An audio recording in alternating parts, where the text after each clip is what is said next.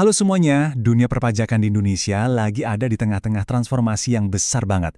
Nah, penggerak utamanya adalah sistem baru yang namanya Sistem Inti Administrasi Perpajakan, atau kita sebut aja Coretax. Biar kita benar-benar paham apa itu Coretax dan gimana dampaknya, kita bakal bedah dari sudut pandang yang unik nih, yaitu gimana sistem ini diajarkan ke calon-calon profesional pajak di bangku kuliah.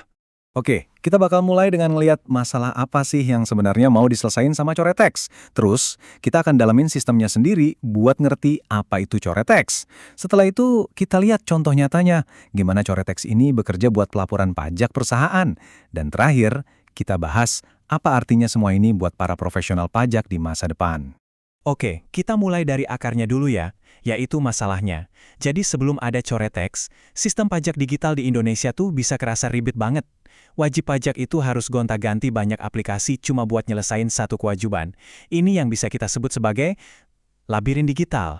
Coba deh bayangin, buat urusan pajak, Anda harus buka DJP online, terus pindah ke aplikasi ESPT, lanjut lagi ke e-filing, terus ke e-Bupod, e-faktur, sama e-billing. Masing-masing aplikasi ini punya fungsinya sendiri-sendiri dan terpisah. Ya kebayang kan, prosesnya jadi pecah-pecah dan, jujur aja, kurang efisien. Nah, pertanyaan gedenya jadi begini. Gimana caranya semua data dari aplikasi yang kepisah-pisah ini bisa nyambung dan ngebentuk satu profil wajib pajak yang utuh? Inilah tantangan utamanya, yang kemudian melahirkan sebuah solusi baru. Dan ya, solusi itu adalah Coretex. Coretex ini dirancang khusus buat ngatasin masalah fragmentasi tadi. Jadi, anggap aja ini bukan sekedar aplikasi baru ya, tapi lebih kayak pondasi baru buat seluruh sistem administrasi pajak kita. Jadi intinya gini, Coretex ini fungsinya kayak pusat komando. Tujuannya simpel tapi ambisius, menyatukan semua proses yang tadinya mencar-mencar ke dalam satu platform yang modern dan nyambung satu sama lain. Ini adalah pergeseran dari yang tadinya banyak sistem, jadi satu sistem inti. Perubahannya tuh bisa digambarin kayak gini. Kalau dulu kita seolah-olah harus pindah-pindah rumah dari satu aplikasi ke aplikasi lain, sekarang kita semua masuk ke satu rumah besar, di mana semua fasilitasnya udah ada. Coretex inilah yang jadi pusat dari semua aktivitas perpajakan kita. Oke, dari teori sekarang kita geser buat lihat gimana sih ini bekerja di dunia nyata. Kita ambil salah satu contoh yang paling umum dan penting, pelaporan surat pemberitahuan tahunan atau SPT untuk wajib pajak badan. Nah, yang menarik dari Coretex ini adalah sistemnya tuh nggak kaku. Platform ini dirancang supaya bisa beradaptasi dengan skala bisnis yang beda-beda.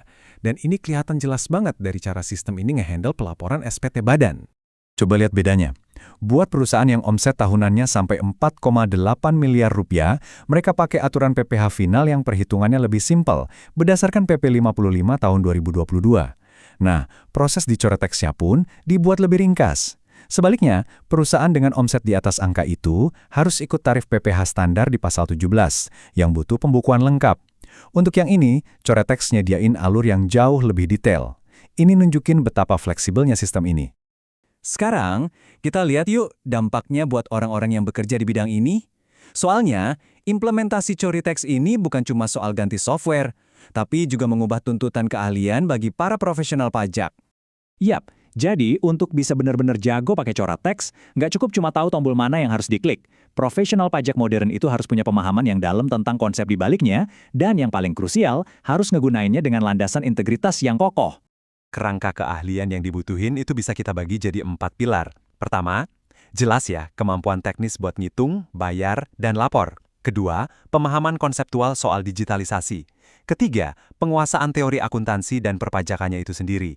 Dan yang jadi fondasi dari semuanya adalah sikap dan etika. Keempat-empatnya ini harus seimbang. Pada akhirnya, ini bukan cuma soal teknologi. Teknologi itu kan cuma alat. Yang paling penting adalah gimana kita memakainya, dengan integritas, dengan akuntabilitas, dan selalu menjaga keamanan data. Inilah inti dari tanggung jawab seorang profesional pajak modern. Nah, sebagai penutup, mari kita renungkan pertanyaan ini. Dengan semua data pajak yang sekarang terpusat dan jadi lebih mudah diakses, kira-kira tantangan etis terbesar apa sih yang bakal dihadapi sama generasi baru profesional pajak? Ini adalah pertanyaan yang akan membentuk masa depan profesi ini di era digital yang baru.